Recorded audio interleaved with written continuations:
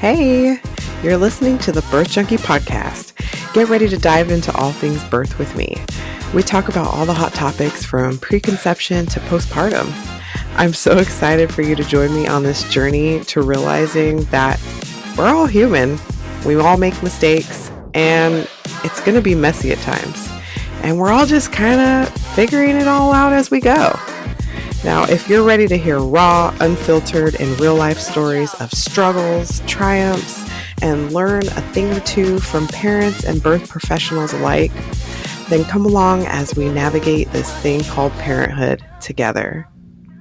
All right. Well, today I have a special guest from Montreal, and she is a certified clinical counselor who is the founder and director of LJB and Associates Counseling Services. So she is also a part-time psychology professor, a mother of 5 boys who are now grown men, and they are now between the ages of 20 and 27. And you are a blended family. So that is awesome. I love that. And you love, of course, your family, hiking, snowboarding, and riding. That's amazing. I love all those things too.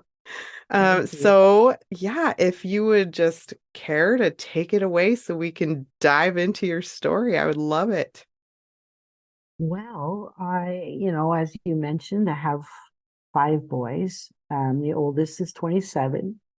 My entire life really thought about like being a mom was the thing. I remember in grade 9, a teacher asked, what do you see yourself? What is in your future? And I was like, and all my wisdom of a 15-year-old was like, I am going to be married at the age of 19, and I will have my first child at 20, and then I'm going to have like 3 children.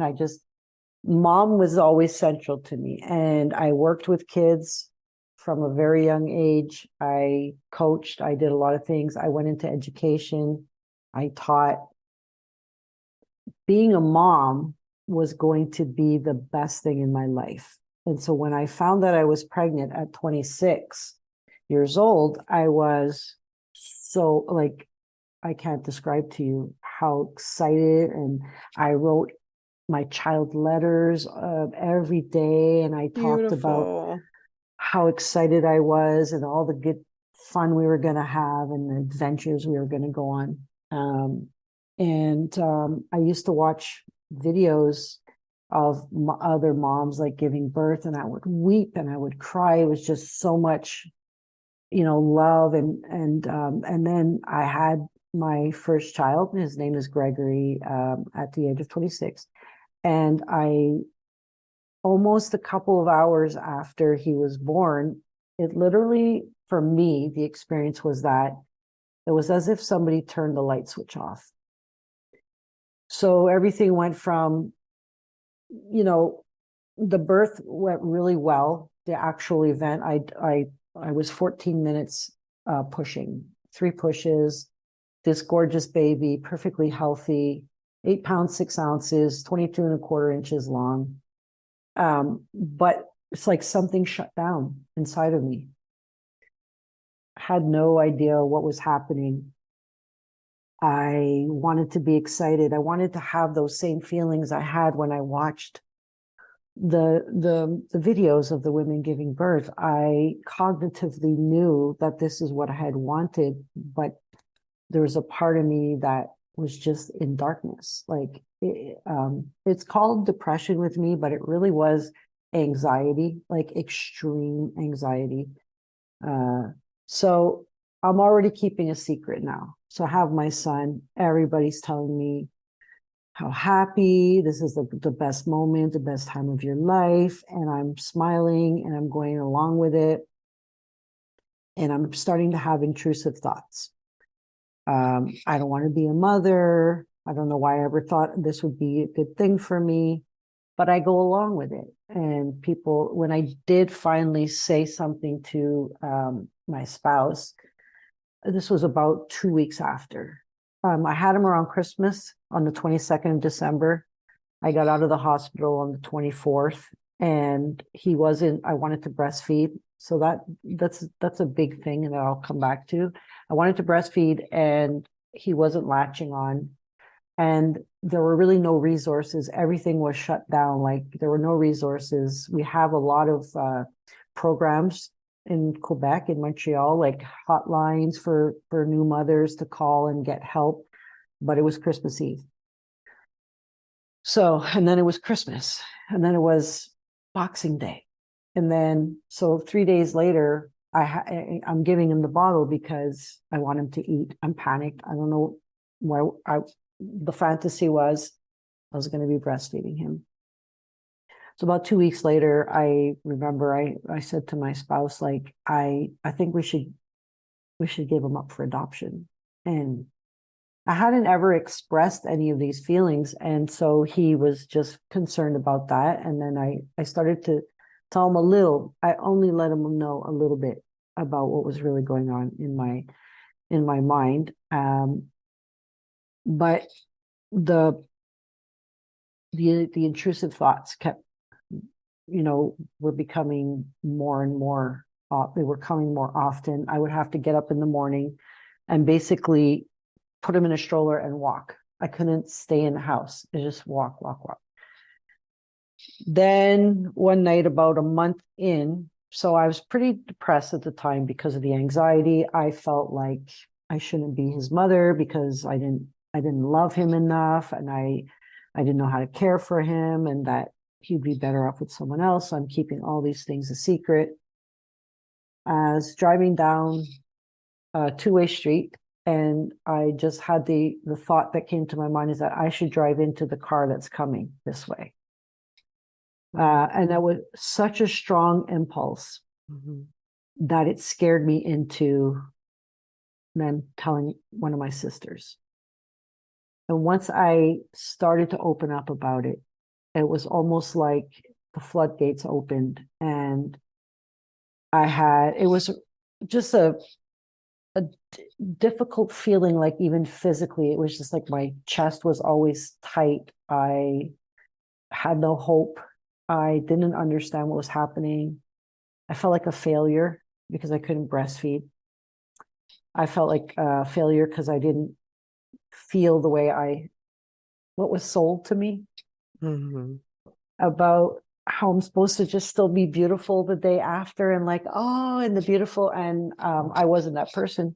So I had a lot of shame. And I told my sister, one of my sisters, that I was feeling down, and she came over to check on me unannounced. And when she came over, I was actually in the basement screaming. I went and closed the door, and I felt like I had some physical darkness that I needed to, and I was just screaming, like, but it's a kind of a blur to me. So that's what I've been told, but I know I used to do that sometimes to cope. And so basically she called my other sister, and they came and literally put me in the backseat of their car and sat on top of me because I was refusing to go, and brought me to the hospital.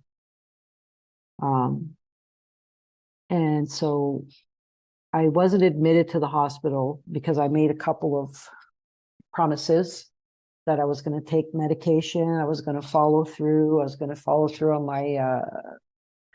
my follow-ups. And I did. And when I started taking my medication, the light switch went back on. Oh, wow. It wasn't immediate. It took about 3 weeks until I felt like myself. I did not have any suicidal ideation. I wanted to be with my son. I wanted to care for him. I was really happy about being a mother. And so after 6 months on the medication, you go off the medication. That's the way it worked. That's the way it worked in 1995 and 1996. We didn't know what we know now. And I sort of put that in the past, and kind of moved on with life. And then I ended up getting a divorce and getting remarried. And I did not want to have more children at that point out of fear. Right. But did research, and all the research said, well, if you have it for your first child, you're less likely to have it for your second birth. And not that's not what we know now. If you have it in your first birth, you're more likely to have it. So decided to go ahead and get pregnant again, and had twins as well. So again, the lead up to it was, there was stress involved, but I was again really excited. When you have one that you're so in love with, the question when you have your second babies is like, how am I going to love them as much, right? Oh, yeah. And that's where I was. That's what I was feeling. That's what I was thinking. And I was thinking, okay, well, I've been through it before. If it happens, I'll be okay. I know it's not because I'm a bad person or a bad mother. Like I said, this time it took a little longer for it to kick in, 2 or 3 days getting home from the hospital. But then I knew this time. I knew when it happened. I took myself to the emergency right away. And I explained to the doctor how I was feeling. I explained my history, and I was told it was the baby blues. Just go home, rest, right, with another baby, and just rest, and it's all going to be okay. It's normal. And this was after you had your twins. After I Okay. had my twins, and Okay. I had the conversation. I told the doctor, like, I know what this is. I experienced it. It's the same feeling. It basically happened for me like right away, and I was sent home and told, you know, just give it a couple of months. All women feel like this. So that increased my anxiety. Hmm. Uh, but at this time, I knew enough to ask for support. So my mother ended up coming to stay with me for a while, and just hoping that with the support and extra help, maybe it would be better. Having my mother there would be better. But I started this time, on top of the depression, I had some psychosis. So at one point, I was convinced I saw cockroaches under the skin of my babies, and I was going to get a match and burn them out, because there was no other way to do it. And it was so real to me. There were cockroaches, and my mom was staying with me, and ended up in emergency with the same doctor. Wow. Yeah. I am just so shocked that okay, so you told this doctor, like, I know what this is. I've experienced it before, and they just sent you home like it was nothing. I mean, thank goodness you knew what it was and you knew that you needed support. I'm just thinking, somebody that doesn't have that capability to reach out for support, what would happen to them? Like, oh my gosh, that's What so would crazy to happen me. with a single mom, without a partner, without a family, without Exactly. a financial means to, like, I've asked myself that question a lot. Uh, we have a really good social support in Quebec. We pay high taxes, but we have a lot of programs, right? Hmm. I got a year off of maternity leave with every birth. We have people that are involved. So for new moms, you can get a nurse can come and check on you, like through our community clinics. It's very good, but again, you have to know what to say, or you have to, like, sort of advocate for yourself. And also, I was 32. No, I was like older though when I had them. I wasn't 18, 19. Imagine, like, a 19, 20-year-old. So yeah. So after that visit, after my mom was like, yeah, she literally wanted to burn her babies, right? Hmm. I got to see a psychiatrist right away. Surprise, surprise. It could have been really, really bad. Yeah. So then So once you went to the psychiatrist, what happened after that? medication. Mm, So I was put on Remron, which I didn't tolerate very well. Uh, but see, the both times I had postpartum depression, I was given medication, and medication it can be very effective, but on its own is not the long-term solution. right. And you know, I ended up going back and doing my master's degree in counseling and psychology, and I'm a counselor and a psych professor. But what I do know is that the best outcomes have to do with medication and talk therapy. Talk therapy alone, if it's strictly a hormonal thing, it's going to help, but it's not going to get you all the way there. You're still going to feel the anxiety. It might work things out. Medication alone, well, it's going to take away the physical anxiety and the exhaustion and everything. And then women who experience postpartum depression are at a higher risk of having depression and anxiety after their births, which is kind of like if you have diabetes when you're pregnant, you're at higher risk of having diabetes. Same thing with depression. I didn't know any of this. So I went home, started taking my medication. I still had some of the depression, but I didn't have the psychosis.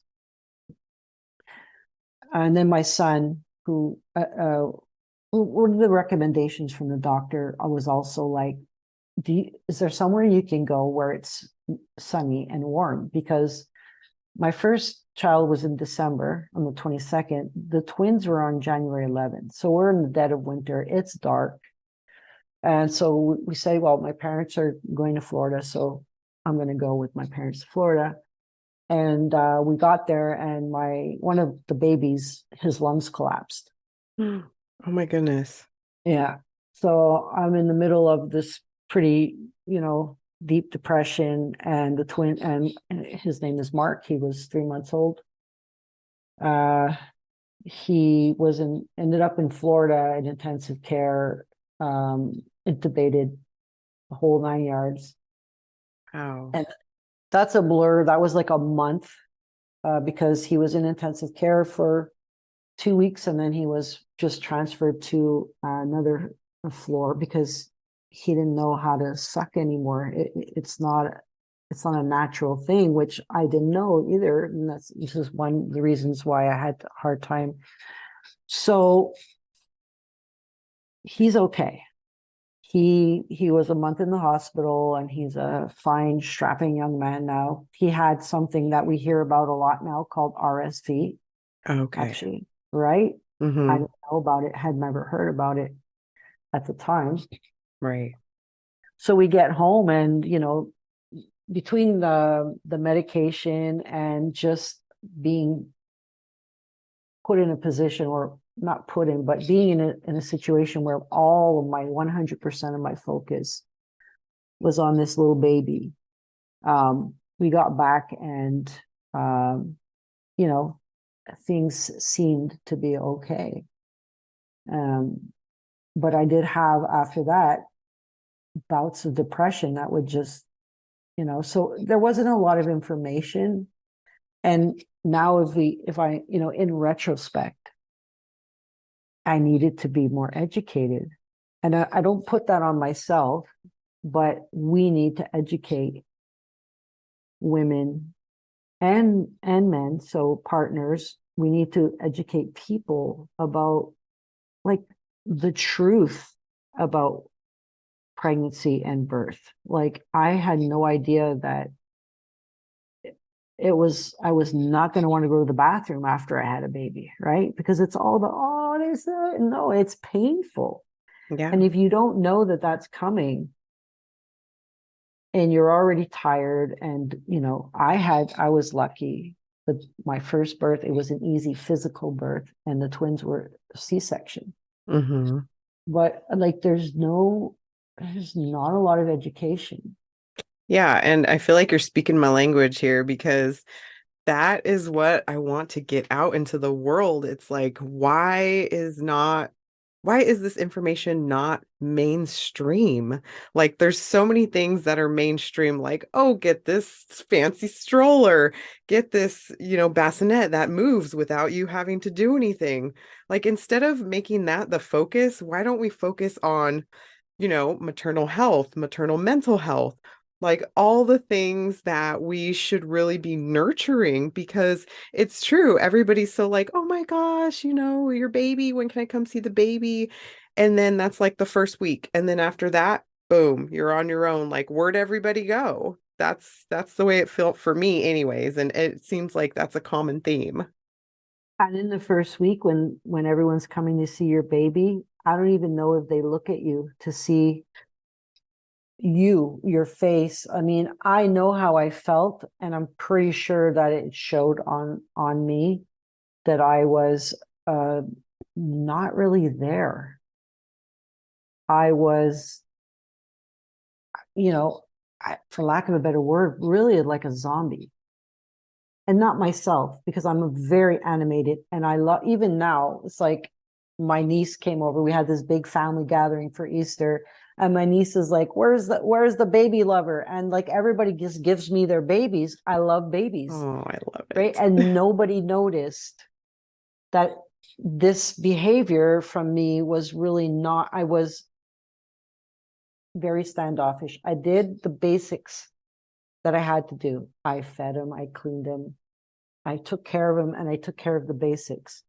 But I was really struggling, and it was like kind of a big blur. I mean, it's not funny, but my sisters like to tell how they had to sit on me, Yeah. had the baby and then sitting on me and dragging me, and then how I went into counseling. Mhm.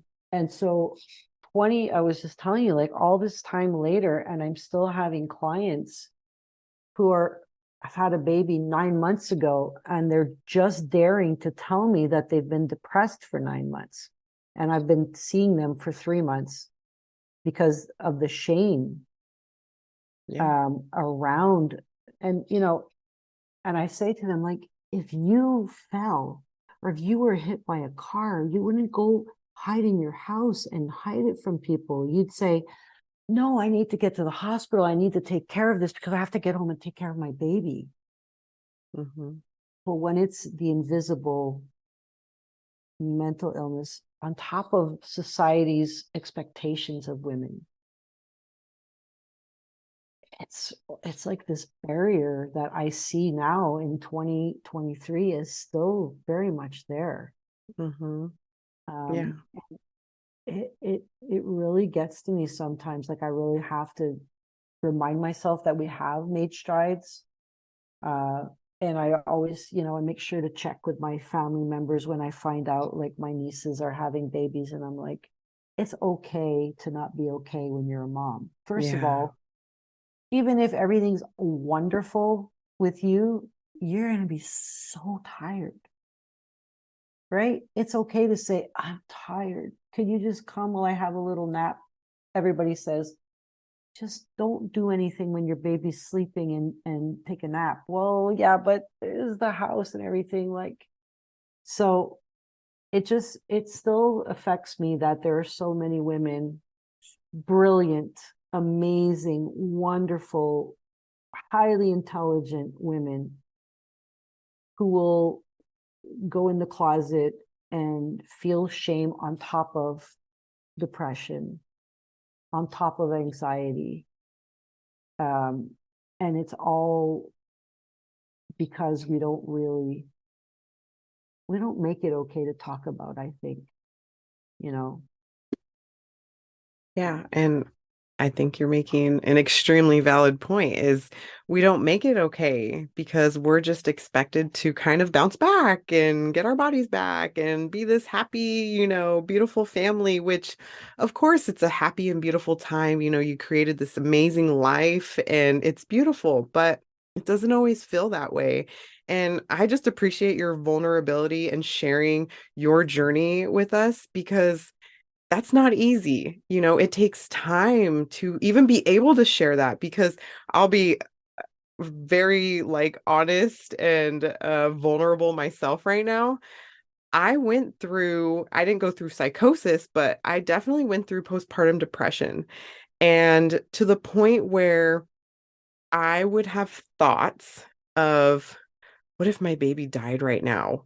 And just like, I didn't even understand where it was coming from. I was like, why am I thinking that right now? What if I tripped and fell on my baby and my baby died? Like these, I didn't understand why, but I had so many of these thoughts and I would just shake it off and say like, oh my gosh, why am I thinking this? Like, I don't want my baby to die. I love my baby. But it's just, you don't try to have those thoughts. They just come in. It's those intrusive thoughts. And, I think it's because all these hormonal shifts that we're experiencing on top of the pressures of being, bouncing back to what we were before. But I hate that word so much because we will never be the same. Once we have a baby, whether it's our first or our fifth, we're forever changed. Yeah, I was gonna So, say there's no real bouncing back, but I mean no.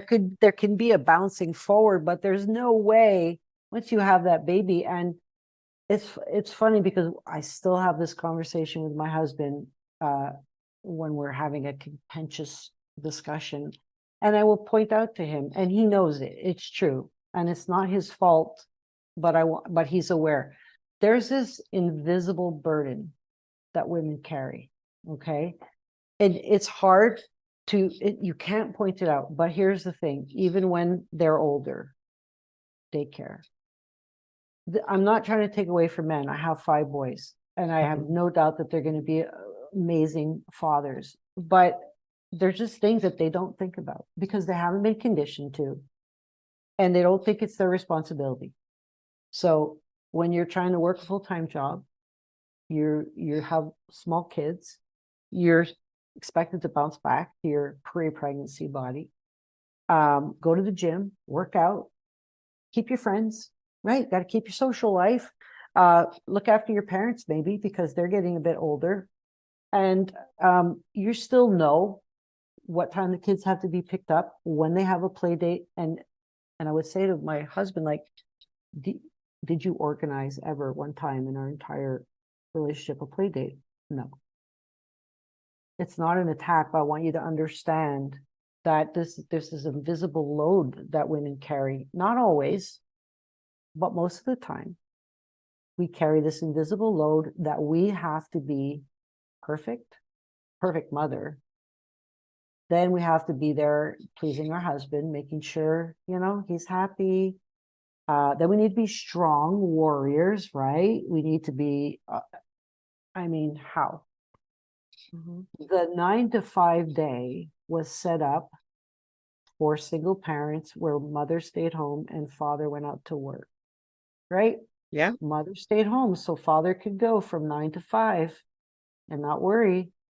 But now the way it's evolved is women are expected to work the 9 to 5 if they're working, and then work the 24-hour shift, like with the kids. So there's so much pressure on women. I find maybe even a little more than there was 27 years ago because social media. Oh my goodness. Yes. I mean, at the very least, I didn't have that. But what's really important, I think, is that women understand what happens when your entire everything changes and your body changes. You're giving birth to a life, and you know it's almost like it can be like a shock. You think you know what to expect, but you just push this human being out of your body, or had the human being taken out of your body. And if you haven't thought about your mental health before, um, if you are pregnant and you're listening to this, really just what I want to make sure to do is I don't want to scare women. And I think, and it's the way I raise my kids too: awareness, not fear. Okay. Exactly. You hopefully you will never experience this. And Most women don't, but a lot of women do. And it's just about being aware. Mm-hmm. Please don't fear it, and don't fear motherhood. It's hard, but at the end of the day, you know, it's worth it. But be aware that you have to put yourself first, and you have to be willing to share with people if you're suffering. Yeah. Um, And I think that's the hardest part because if we look at the roles traditionally, the husband is, he's just the one who takes care of like our finances. He's the breadwinner traditionally. And then we're the nurturers. So it's hard when we're trying to play these different roles. And like you said, on social media, we see all these beautiful, perfect family photos. They're perfectly posed, they're all matching outfits. And we see that, and it's like, oh my gosh, what am I doing wrong? I need to be here, but I'm not. And so we create this false, like, a sense of identity that isn't really us.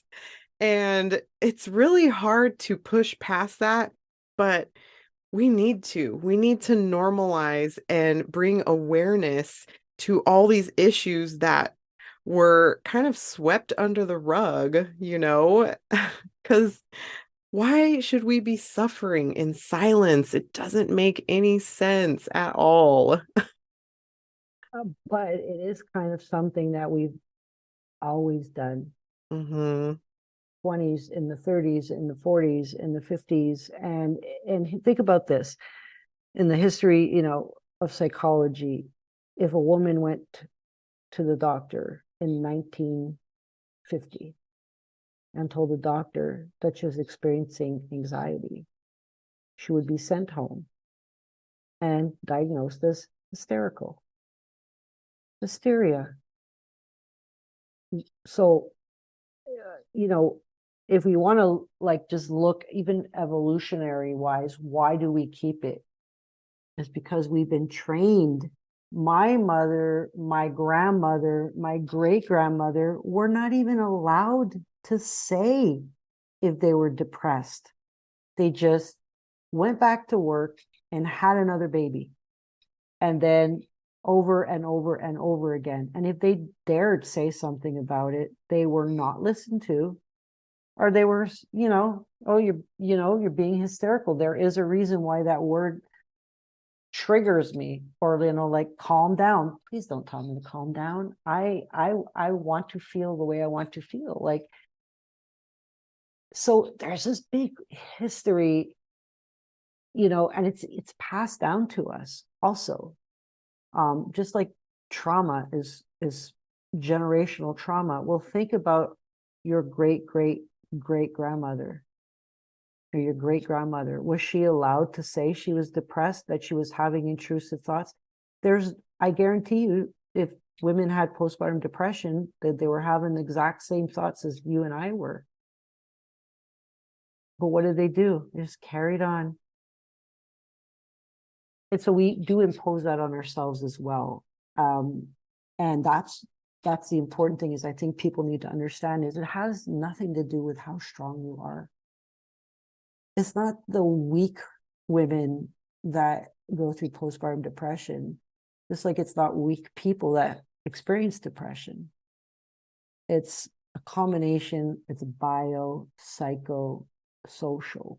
So on the other side of the hormones, once I started experiencing depression and going to therapy and not just taking medication, I learned a lot. There were like, once I learned a lot, I could look back and say, of course I was going to have postpartum depression. Why wouldn't I? Look at this path. Hmm. So I think a lot needs to be like, just a part of my practice. I do one-on-one counseling, but I also do workshops. I do psychoeducational workshops. That's the teacher in me. You can't it's there. Yeah, I It's love that. it's yeah, it's not something I do, it's something I am. And so I probably really prefer that. I love giving workshops. So people have me in these days, it's really to help them understand and how to best support their employees with who are having anxiety, because there's a lot of missed days. And, since the pandemic, I think that institutions have had to deal with it because it's there and they can't just be like, oh, well, you know what, suck it up and bring it in. It's just too many people. That approach was not working. So now it's like, it's still intrinsically selfish, but I don't care. They want to know, how can I keep my employees or the people or my students happy so that the bottom line is being met. Okay. I can help you with anxiety. I can help you with women when they come back from work, from maternity leave. I can help you with all those things. So that's what I really love to do, is to help people in positions of power as well understand, and then help, and then be able to support women and people in general, just by having more knowledge. Yeah, I love that. And I'm just curious, is there ever a point where you have the women come in when they need help or with their partners? Do you have a lot of those? Actually, they're just doing it alone most of the time. Yeah. They Yeah. are, a lot of times it's like, I have to encourage them to include their partners at home. And you know what? I would say a lot of women, once they allow themselves to be vulnerable, like in that space of that, in that area, they mostly have very positive experiences with their partner. Because we do shut our men out too, a lot of times. And it's just like, oh, I'll handle it. It's like, okay. Mm-hmm. And so sometimes it's a gift to allow them, but it's kind of like we have to give them a language that we have that they don't, and they have a Yeah. language that we don't. So we have to teach each other. And so I have to say, when they've wanted to include their spouse, it's really been beneficial. I'm just offhand, I can't think of anyone that came in and was like, oh, that was a disaster. It was like, oh, I'm so glad. I had a client who was an RCMP officer. Like, she was badass. She was strong.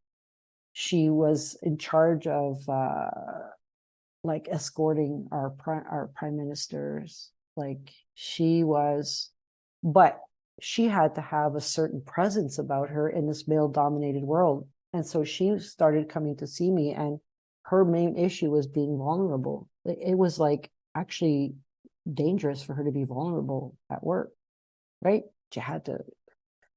And after a bunch of sessions, I think we worked together for about 6 months, but she was one of those people. It's just like, oh, you want me to do this? Okay, I'm going to do it. Like, just all in. She was 100% in. And she did amazing things after. She started a blog and she talked about her postpartum depression. She she brought it into her workplace and made it a space where women could talk about it. She, but until she decided, or until she realized that it was okay to not be okay, and that there's different places in our life, right? We have our work self and our, our sibling self and our, you know, she was kind of like, no, this is touches all parts of me. I can't keep them separate. And so she just brought everybody into her world. It was really amazing to see. And you're not supposed to tell people you're depressed when you're an RCMP officer, right? So just being yourself, I find is the most incredible thing most of us can do. You Oh, be yeah. yourself, you tell your story, and even if you help one person. Exactly.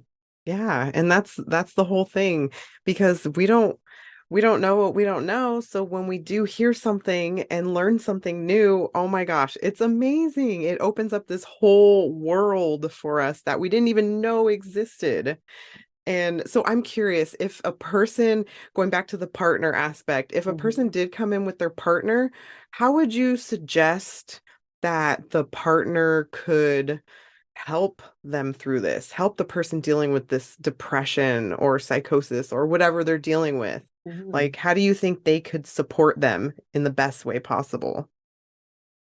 Um, I think like getting really technical, I'm not trained to do couples therapy, right? So, but just what I would say is number one, validate how they're feeling.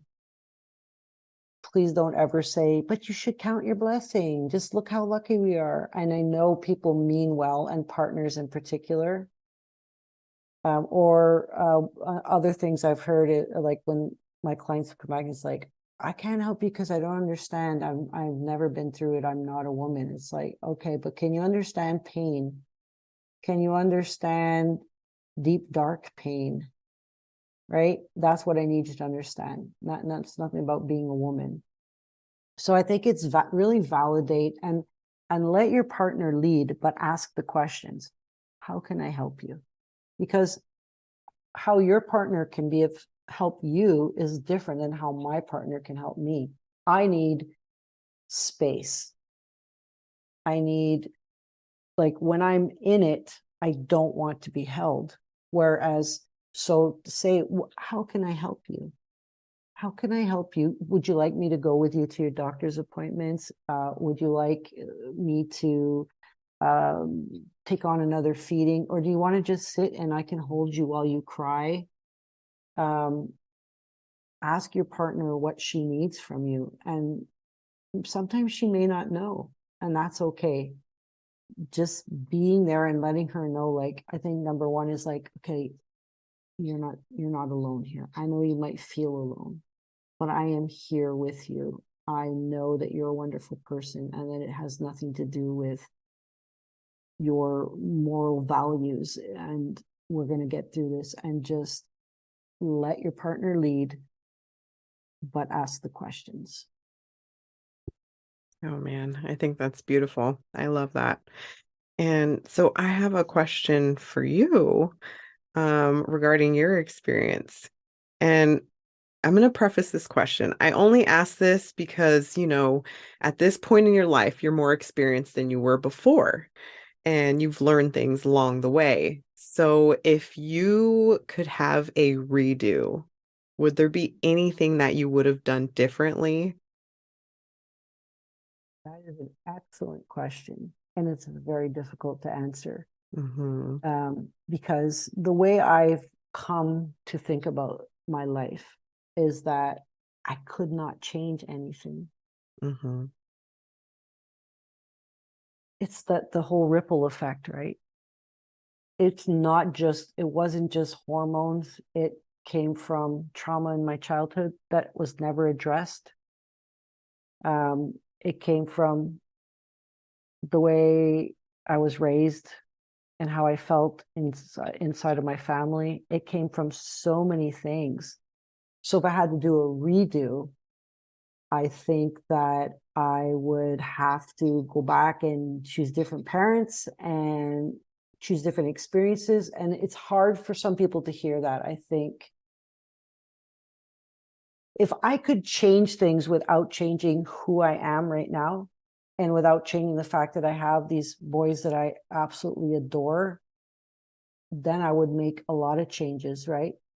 I would probably have sought more mental health counseling before I got pregnant. And I may have sought mental health counseling while I was pregnant, just in an inquisitive way. Are there things that I should know about? Can you help me through this fear of being a good mother? My relationship is not going well with my partner. I don't know if I'm going to be with them long term. Can we talk about that in here? I have doubts about, if I'm going to be a good mother because of what I saw. Like, I would have sought counseling because I needed it. in retrospect, I could have been getting counseling at 14 and 15 and 16 years old. That might have helped with how I reacted to the hormonal imbalance. So just having that education, like educating myself to what puts people or makes some people more susceptible than others for postpartum depression, but just depression or just anxiety.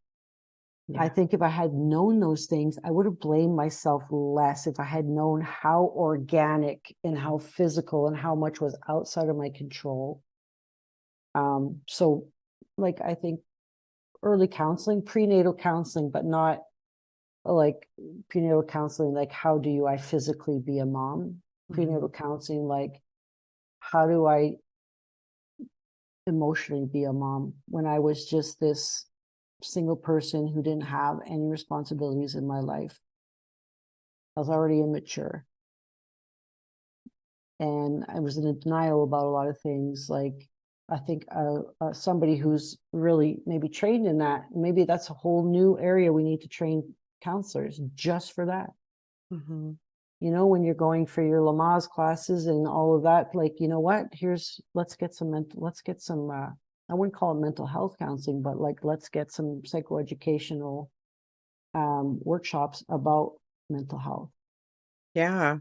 And like, also, I asked that question because just in case somebody is listening that is possibly dealing with, having these feelings during pregnancy, and they realize they're having these feelings before they even give birth or right after they give birth, like maybe you could, give them some advice that they might not have thought about to act on that might help them, that you wish you could have done. Obviously, we can't go back in time, we don't have time machines, but in my hopes for asking that question is that we could be possibly putting a resource out there that just somebody didn't think about yet.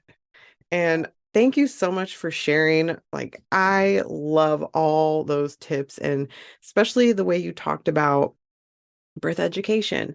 You can go for all the birth education, but normally the birth education courses are not focused on anything with your mentality, your mindset. Feel like it should be incorporated just like no matter what, because a lot of what happens in birth is surrounded by your mindset. And a lot of us have fear going into childbirth. So I think it's important to think about, where is that fear coming from? Why do I have this fear? Does it come from movies? Does it come from my family?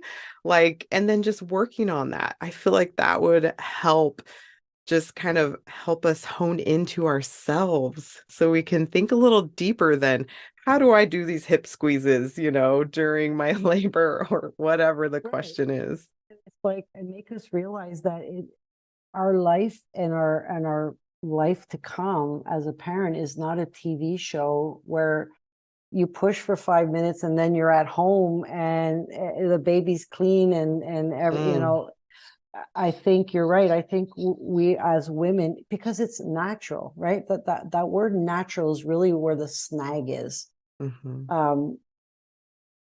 Part of it is natural, but a part of it is not. Like, now, one day you're responsible for yourself. Most of us don't even do a great job taking care of ourselves, right? Right. If we're honest, whatever issues, that's what I would say. Whatever issues you had before you got pregnant, my dear, you will have them after you're pregnant. So put yourself first. Take care of your baby's mommy. Exactly. Take care of your baby's mommy. Go and see someone, talk about it. Even if it's like you said, where's that fear coming from?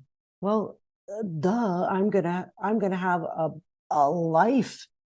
Like, we think it should be natural, and that this transition psychologically, and some people, maybe it's like a cinch, honestly, but I would say most of us are somewhere in the middle of what we see on social media, and those of us that really suffer with postpartum depression, like, I think most of us are in the middle where we feel wholly inadequate. We just suck it up, buttercup, and we just keep saying, well, women have done this for years and years. I should be able to do this. No, Yeah. it's, you know what? The whole it takes a village. Like, ask ask for help. Ask a woman that you know and trust with your vulnerability. And just say, am I supposed to be this afraid? Like, like like I said, my niece lives right near me and she has two little girls. And I see her beating herself up.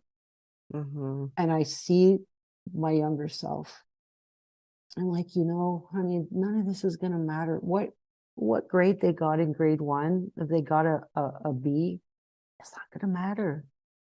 Like, Right.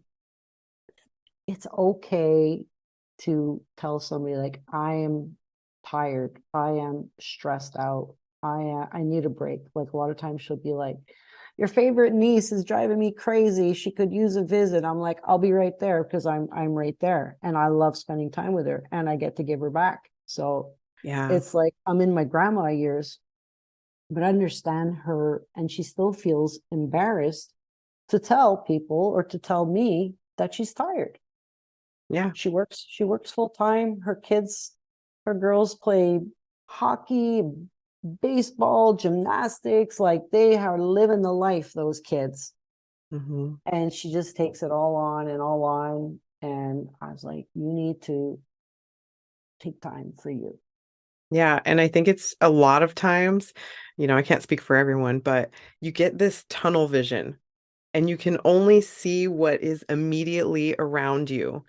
Yeah. And a lot of us need to like back up and look at the bigger picture. Mhm. What really matters? What really matters to me?